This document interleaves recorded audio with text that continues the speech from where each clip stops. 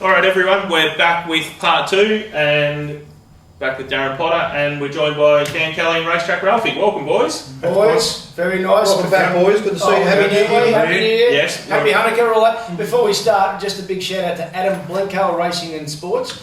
When I saw Jason Richardson tweet something out about Serena Williams' outfit, he was obviously doing some kind of thing with Channel 7 and who had the better outfit or something. So I took a screenshot of the four of us, put it on Twitter, and I said, who's got the better outfit? And I think Adam wins the clubhouse lead. He said, what I was wearing would have been appropriate for a home gym, providing you knew no one was visiting. That's a fair outfit, isn't it? He's great to follow on Twitter too, Adam, because he does put up some interesting stats too. Yeah, he's a clever bloke. Yeah, exactly. Sure. He actually doesn't blog on Twitter if he's doing interesting stuff, does he?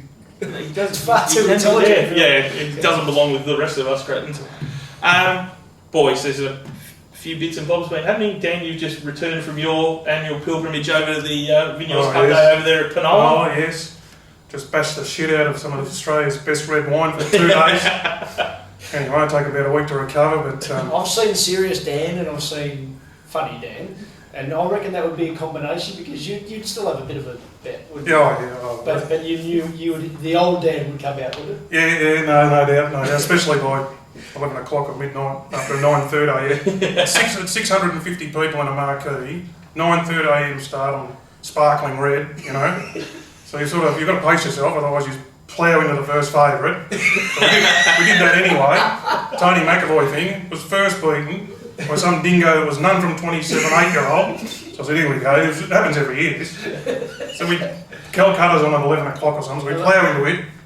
A little spray of a jockey if they get one wrong. Actually, funny you should say that because we're up there. I couldn't play out on TV. No, I didn't know the wrong horse, just went backwards. But walked up and watched him come back in. Well, Kate Waddles got off her horse and just fair dinkum went straight for Zach Spain. And old man Wayne jumped in the middle and separated.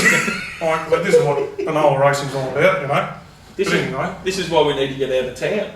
Oh, mate, it's all happens over there. But anyway, so in the Calcutta, like last year we took, I think, 8-1, 10-1. The 11-4 favourite, yeah, fourth, concession 2, money back second and third. This year we did it again. I said, Old Augusta's the one. We paid, I think we got about 6-1. It ran 2s, first beat. So it was just more drink. So what was you get out? Ollie on a Friday night at Cranbourne? No, sale, see. Walked back in the dingoes over there, one bet at sale. I got home to get something back there. Yeah, one bet at sale, it saluted at about 5 bets at Penola, all first beaten, you know. And as you did mention on Twitter, Damien Oliver, Friday night at Cranbourne. What a country we live in. Well, that was a good little one because that was, I love B. Allen. Yeah. You know, he's a boy wonder, but it was B. Allen 6-4 versus D. Oliver 5-2. So it was just, it's what we wait for, you know, the whole month. Yeah. One of those. Little boy versus the best. You know. So, anyway. He wasn't at Cranbourne on a Friday night for a haircut. Like he was there. Because of the time. What was that? Smoke and Bella. Oh, right. Okay. Yeah. Because of the time of year it is, like, it's like when August, early or September, when all the nice horses are getting ready and the progressive ones get through to Derbies and Oaks and that. Well, it's sort of this time of year now. The nice horses at autumn, can get through to good races early, so they get around the bush and feeling them out. And Craig's on the Portman's season the first tonight at Pakenham and things like that. So we're getting good jocks in the bush. We love it, you know. Well, I've been both to a few meetings, both in the bush and in the city lately, and I must say the crowds in the country at some of these Saturday meetings. Like there was a reasonable crowd there at Flemington on Saturday, but Flemington's hard to judge because it's so spread out. There wasn't a particularly big crowd in the betting ring, but there was a few people there. But apparently there was twice as many people at Camperdown. I'm going to Hanging Rock on Saturday. As long as the weather's all right, there'll be a big crowd there. Penola was full, and it was great atmosphere. And you miss that sitting at home in our bunkers and doing our own thing. I do miss going to the races, and then I wouldn't miss going to Flemington when you fire a cannon in the betting ring. You miss everyone, but you go to those once a year and the picnics you get to, and it's fantastic. So isn't the answer halfway between? And by that I mean, the country racing circuit, narking aside, is promoted brilliantly. Correct. Yeah. So the ads are good, get along, the once a yearers. You got Hutchie's Mob on Saturday morning on SEN. They've got a deal with Country Racing Victoria, and usually Doc and Dr. Turf, if you're interstate, and Liam Pickering and Hutchie do it from some country racetrack. And Potts, you were saying before that Sydney has nothing like it, does it? And so the crowds are there. Yeah. But that's just the party picnic crowd. Sure, that where we need the middle ground somewhere is you still want to educate people in that what makes it fascinating to have a bet that, as you said on our last get together, it still is. It's much more interesting than chess. Yeah, what we absolutely. do. I think, look, I wanted us to talk about the picnic stuff and the Dan's trip to Penola a bit because I think it'll be interesting to our viewers in Sydney that there really isn't. They had one meeting there last year that was reasonably successful, but because of insurance reasons, they can't do it again. What type of meeting was that? Where? It was a picnic meeting at a place called Ferndale or Fern Hill, wasn't it? Fern Hill or something, which is out near Penrith. And something's happened with insurance, they can't do it again. And apart from that, in New South Wales, the only other picnic meetings are out in the bush, and they're a long way from Bong Sydney. something like that. Yeah. Well, Bong Bong's one, but it's not. It's not. It's a bit different. Yeah. That's a piss up, really. Piss up, yeah. There's one at Out Past Parks I went to once that was just sensational. But these ones that Jumpy does, I'd love to go to one because it's almost like a step back in time. It's like racing used to be. People aren't getting barred. People are actually having a bet, and there's no tab. It's just, you got to do your best to take fixed odds, and I'm sure the locals are very hard to beat at those meetings. Yeah. I would think, and same as what Dan's saying at Penola. Yeah. And we also saw yesterday that the gap between some of the non-tabs and picnic meetings and the pros has closed right up, where Perea, I can't believe I didn't back it, won the last at Geelong yesterday, coming off a fourth in the Burrumbay Cup as a $1.60 favourite first all split. So just so for the viewers in Sydney, all these picnic meetings that Jumpy's talking about, most of them are within an hour or two of Melbourne. And a lot of city people go to them and they get good crowds from what I understand. Well, another good example of that will be this Tuesday. We've got the, is it preview or preludes this week at Preview at Caulfield, and Balnaring's on the same day. It's only another meeting. Yeah, and they will lock the gate at Balnaring at probably 12:30 because it'll be full. And what's that? Balnaring's an hour from Melbourne? Yeah, it's down on the Mornington. It's literally 5 minutes from Mornington. And because it's Mornington Peninsula, it's a very moneyed holiday type crowd area, so it's going to be full. And then you've got further along the Phillip Island, Woolloomoolly type situation. So the circuit's well set up. There's no doubt about that. And it does give some of the little battling trainers and battling bookies a bit of a chance. Tell me this, was Flemington leader biased or not on Saturday? Or was it advantage to the fastest horses? Well, it did appear that, I don't think there was a terrible amount of bias in it. I think you might have been right that it was advantages to some of the better horses, but there was also some horses who just didn't perform up to the level that, well, I expected anyway. Well, I think the track was fine. Really, it was a disadvantage to be in the back half of the field, but that's more often than not, no matter where you are. Down here. And as the day progressed, it did dry out, and whatever advantage there was being on pace got more. It increased as the day went on, that's summer racing. That's summer racing, so normal. Could you explain your part about your get-back jobs that you just have no time for, that some have this myopic view of racing, that a fair track is when there's 3 leaders, 3 midfielders and 3 swoopers in a 9-race program.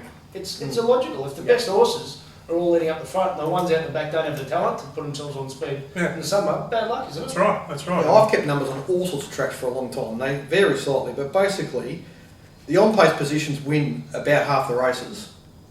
Yeah. Maybe a bit more. Yeah. The midfield positions and just beyond win about 35%, and the back positions win about 10 to 15. That's about what it is. Okay, there's the answer. Yeah.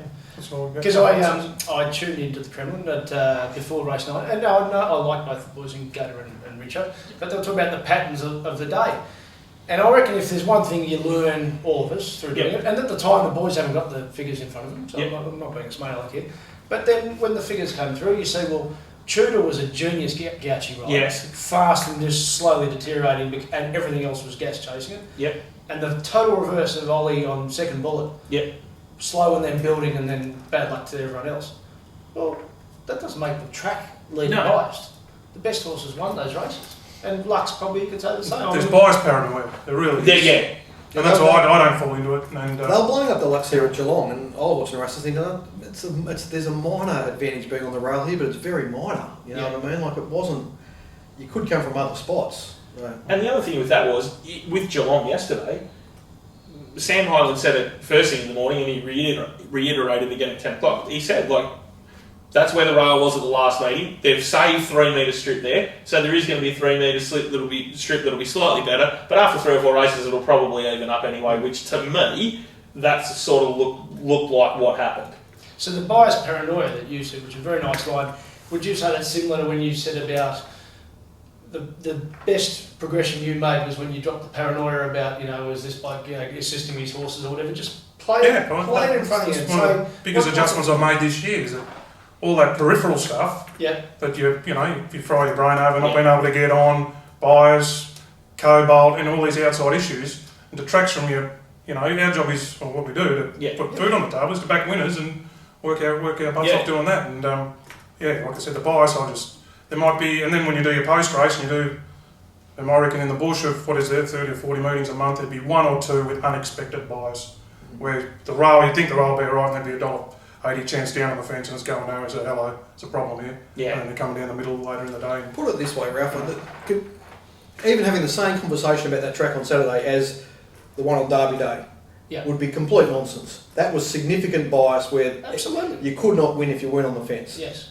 Saturday there was none of that. No. If you're the best horse in the race, you could win the race. Or and that's the most tuned up horse or whatever it was. That's what I think is our job in what we're doing here or whatever, is to explain to people who are a little bit interested in racing. Right, Derby Day was an abomination. That's right. Started by Mick Goody's is the first to say it. Yeah. So put that aside. Fleming's raced really well for a long time. Don't blame track bias and say the way Fleming is racing is just like Derby Day, because it's totally different. Derby, as you just explained. I think what Flemington needs is some significant rain. If we get a couple of inches of rain on it at some point, we'll just even it out and give Mick a good even canvas to start from again. I think the problem is it's a bit patchy across the surface for one reason or another. I think some of the reasons he's explained with the different grasses and growing at different types of year, and the strip where the watering truck goes down, and he's tried to aerate that. So a lot of those things, and then we've had hardly any rain in Melbourne for 6 months. Driving to Penola was depressing. Yeah. Oh yeah. It is so dry. Yeah. And then you drive past, there's some tracks there, that once a year tracks and things like that, and they're just having, we'll start watering them, or they get some natural water for their meetings, but they're just like paddocks. Yeah. And it's a the track manager's doing amazing. They've just got to water these tracks and get it right, because otherwise Narc Central will be straight on their case. And watering tracks it seems like it's a extremely difficult task to irrigate a track and get it even. It doesn't have the same nutrients in it as that rain does. So, I feel quite sorry for all the track managers in Victoria, because the lack of rain has made their jobs way more difficult than what it otherwise would. But also through the prism, and Peter Lawrence wrote about very nicely in Racing Net recently, through the prism of this stupid good for policy and with give policy. If they weren't asked to put as much water on tracks, there would be less bias. Well, that's what they mentioned on the radio earlier in the week. A few of them went out there. Tell me about that. I don't listen to the radio. Well, Mick Goody invited a few of the journos. People who've been criticising for years without having the actual decency to go out and check it for themselves. Yeah. Well, he went out there and he took them around and said, "You are aware that we spend $1 million a year on water and fertiliser." Yeah. Now, that's a hell of a lot of money on water and fertiliser. That shows and it's lucky that a club like the VRC can do it, because they've got the resources to do it. But would there be 2 or 3 clubs a year in the state that would be able to afford to do that? It shows that when you see recently on Racing.com, they've had some of those from the vault things, and they'll show races at Flemington over the carnival back in the 90s or whatever. And the colour of the track is just so noticeably different to what it is now. Yeah. Like in the summer months there, they'll show a race with, might be Faux Road or something in an Australian Cup, and it's almost brown in comparison to what it is. And the dust kicking up and... Yeah. Another one from Flemington. So, and I want to ask you through your prism of how you do stats for the country races. So I have Patton on top. Michelle Payne had got beaten on her last 9 favourites that she rode in Melbourne.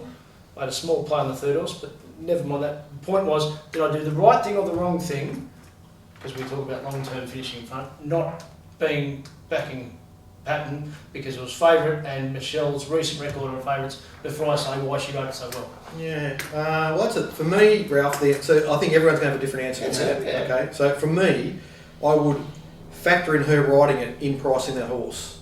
Yes. Do you know what I mean? So if Brad Barilla had been on it, for instance, at the moment, I might have marked it 380, and with Michelle Payne, given the Mac in that situation and the circumstances she would have had to overcome, I probably would have. The price of the market's up, 420 or something. Whatever. So just a couple of hours longer. Yep.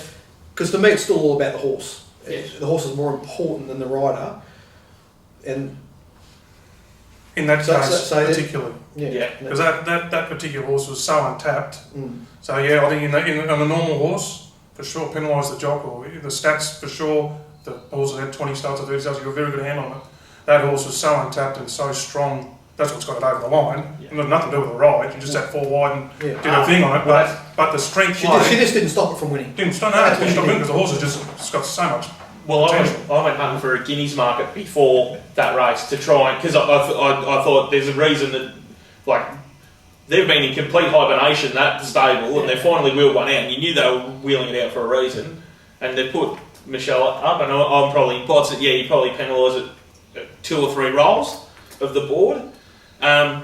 But yeah, the horse could be absolutely anything. But you're right, if you knew the level of it, then yeah, you have to penalise. Yeah. So what price did you market, Ralph, with her on it? I think they're 550. Yeah. Oh, Favourite. you can't back it then. Favourite. So then you just Can't be no, good. you were able to If be she, so if she wins the race, Yeah. that's how I look at it. Yeah. If she wins the race, I lose on it. Yeah. You know, same with a few jockeys and trainers. If they win, I lose. We're doing Happy the with show, that. mate. Yeah, You know, we're Good, we're So, doing the show. by extension, I So- thought her ride, through the prism of the post-race interview that I actually heard, and I like Sam Collins, he gets it straight away.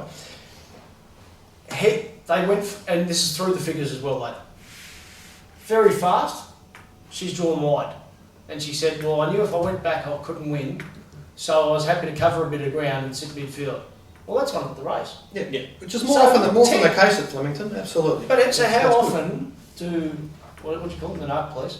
yeah, Narc Central. Narc Central bag someone for being wide when in fact that was the perfect ride under the circumstance, and just like the way we do form jockeys have to make decisions, I would say that that's probably an underrated gutsy call to have the intestinal fortitude to sit wide. Because I know it looks terrible to the eye. And Yeah. But also it's I'm not gonna say I exactly slaughtered right it, for but- the figures. I think a lot of races get one like that at Flemington, like a lot. Yeah. Like that's a much better position to be in the same spot but on the fence. Like so, the same distance from the leader, so Yeah. 5 minutes from the leader, but on the rail. That's a very hard spot to win from at Flemington, more often than not. Well, 'cause So then the you- 3 wide spot, obviously it's better if you got cover, but she followed Nakoko into the race. I mean, whoever rode Nakoko just made it easy for her. Like, not his fault, it was a great ride. Yeah. Nakoko was a superb ride, but I don't think Patton would have won if Nakoko hadn't have got the leader to drag him into the race. So. The other thing that came out of Saturday was the performance of the 4 Weir runners and the alarming drift on a few of them. And So who were they? Talk us through.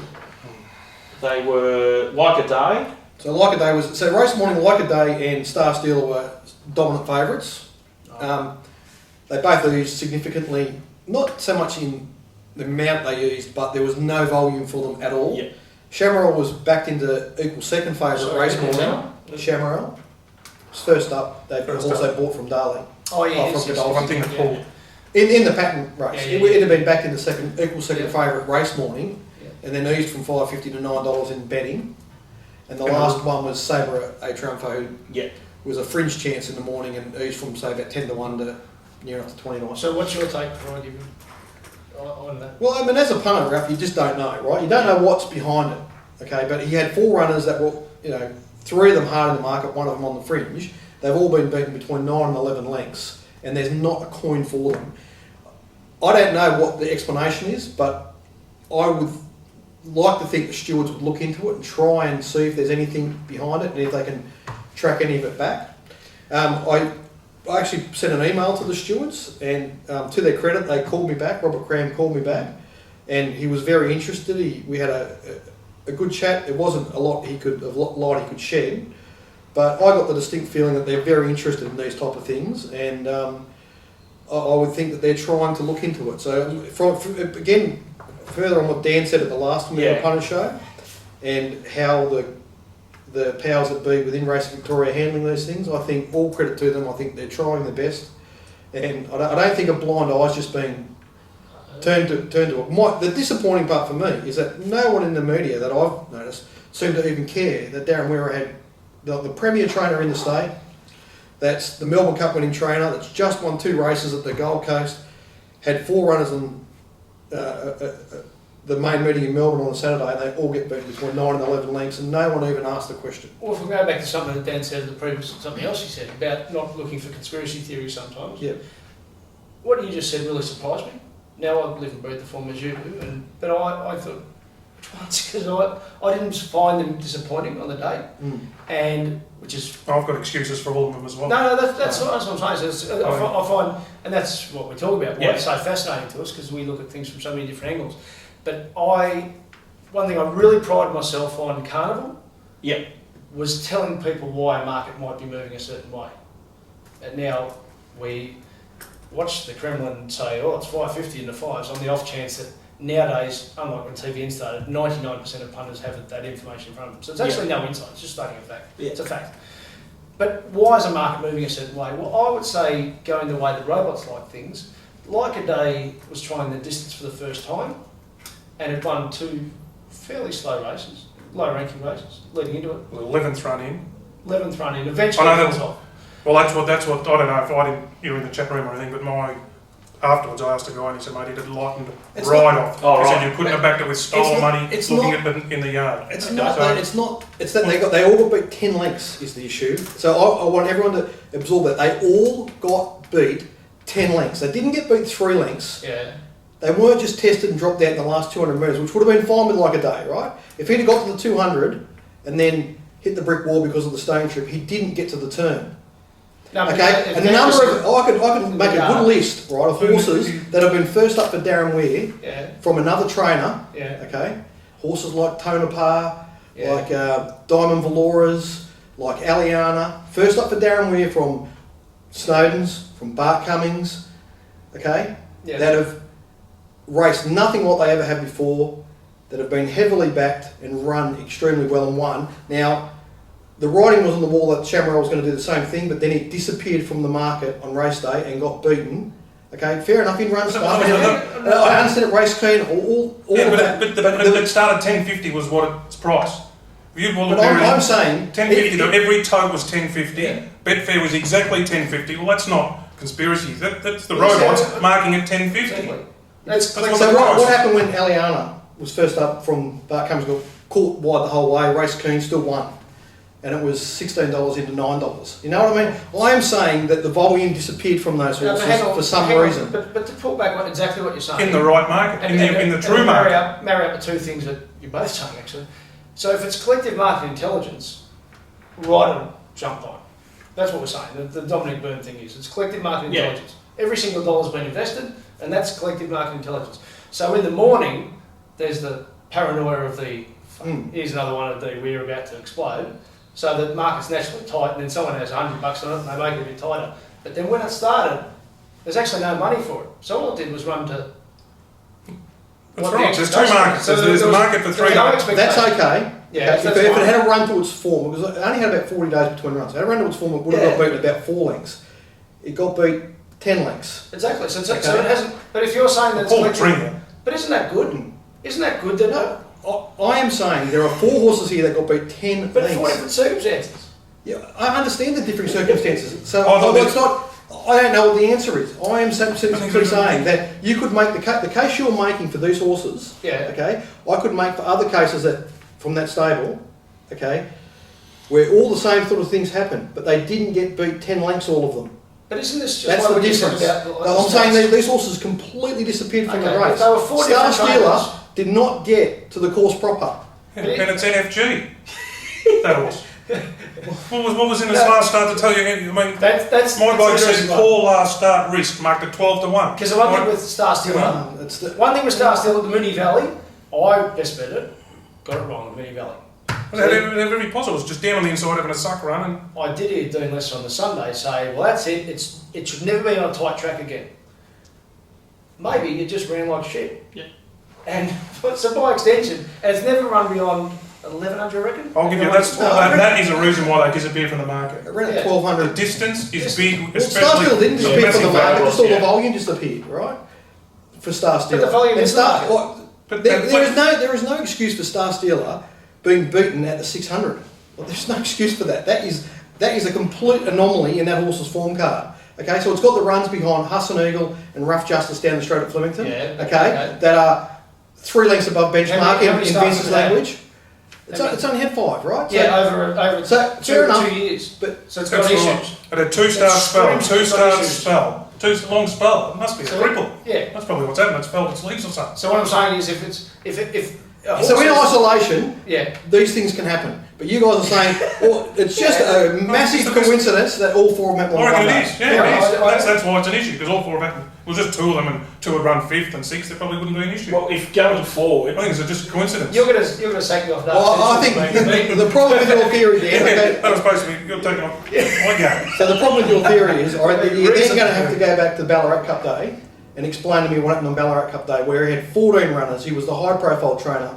The jockeys that were riding for him were odds on in the Jockeys Challenge, and one of those 14 horses ran a place. That's right. They're all trying for How their they not life. since so? They're all trying for their life. It's Most of them It's his were- home train cup day. Not one of them was. There was no money for any of them on the day. Okay, that's my point. That the support disappeared for those horses on the day. They all ran poorly. Nearly all of them that have run subsequently were heavily backed at their next start, and most of them won.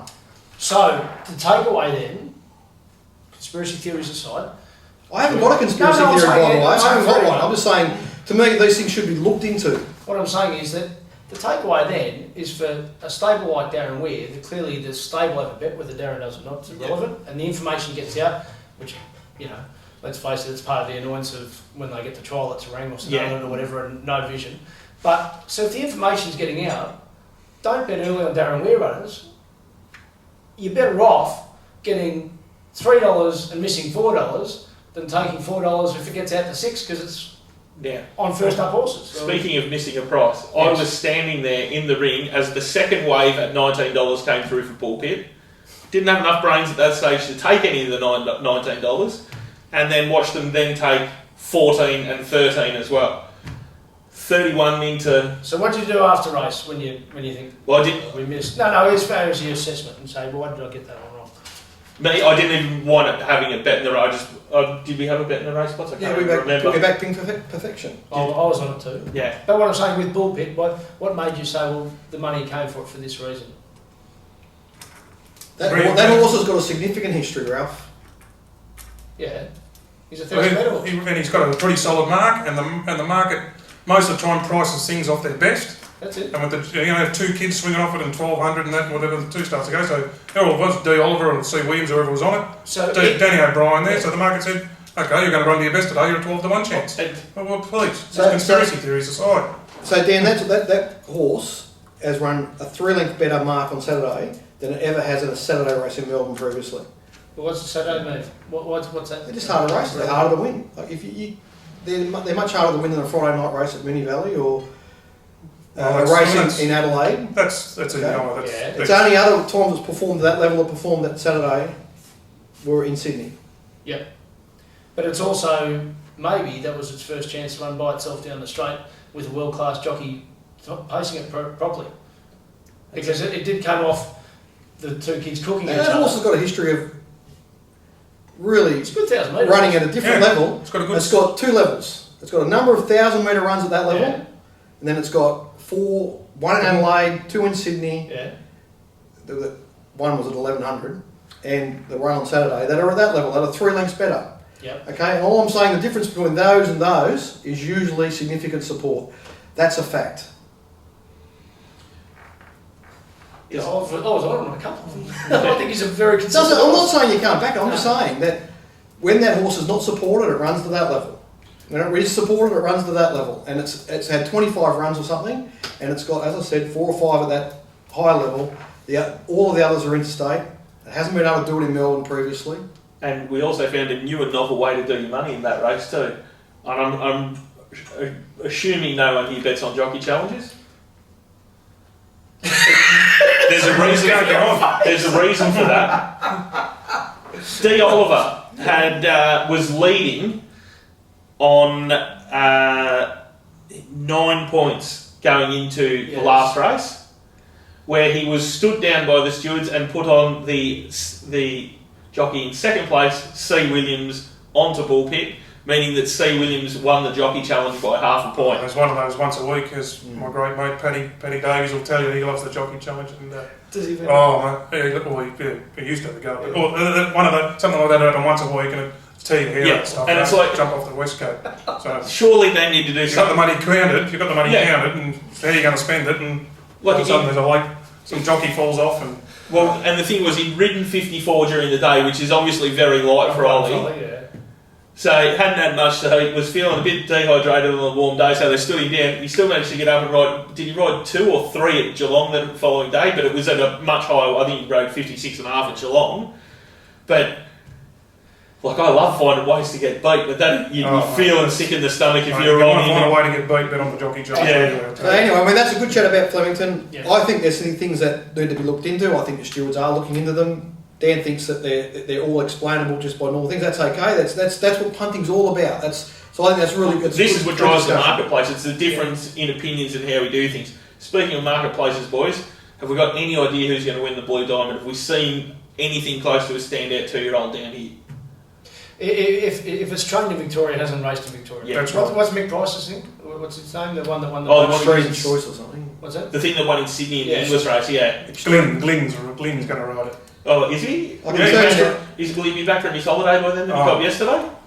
But Oh, no. they ran 5 weeks. the last 2, I know we're touching off it, but that Listens race, they ran the last 200 in about even time, didn't they? At the end of Yeah, the overall 100, time that was was just disgraceful. all rubbish. So at the moment, it was just it's nothing. well, We haven't it's seen Australia Day. There's the preview. We've seen the C graders and If Bringaroo had been in good shape, he would have won the race. Were you in on it too? Yeah. Yeah, same. Anyway, look, that horse of Big Price that you're talking about, I just warn our punters about backing it in the Blue Diamond. I'd be very surprised if that horse is able to run out a strong 1200 unless it grows a bit. It's a whippet. It's a tiny little thing. Very fast. Yeah. But we in a might- high pressure race. We might have seen the Blue Diamond winner in a trial or a jump out at Grandin, but how would we know? Why can't they simply do, like, if they don't have the resources, surely they can go to RV so they can... It wasn't the resource, the videos are all there. Exactly. All they need is someone to either stick a saddlecloth on them and write down the Right down the numbers. colours. Right down the colours. Well, I'll tell you the history of this so people know, because people in Sydney must that's right, they don't do what that. the fuck are you doing down there? So, I started on the Mondays Yep. at RSN about 4 years ago, saying this is just fast forward for exactly. So Caulfield, you could actually go on YouTube and see them, and no names. Same with Flemington, same with Cranbourne. And I said, no, this is... So we go to one of these round table type things at RVL, and they come to sandwiches and the drinks and all that, and so you basically sit there and you're meant to agree with everyone, say what wonderful initiatives the latest Vobis scheme is or whatever. So I'll bring this up to Rob Hines, who was CEO at the time. I said, why do we not want punters to understand, or to identify rather, which horses they are? I said, the costs would be too much. I went, could you just tell me what costs would there be?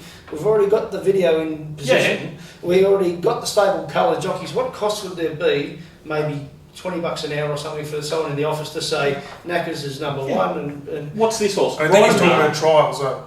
And so that's their reason for official, not to official trials, cost to owners. Exactly. So I said, no, we're not talking about making it official. What we're talking about is just identifying for the public. No, the cost. So eventually, Mike Simons, who actually does understand wagering, said, no, at Caulfield we need to bring this in. So Caulfield did it, and that's shown Flemington into doing it.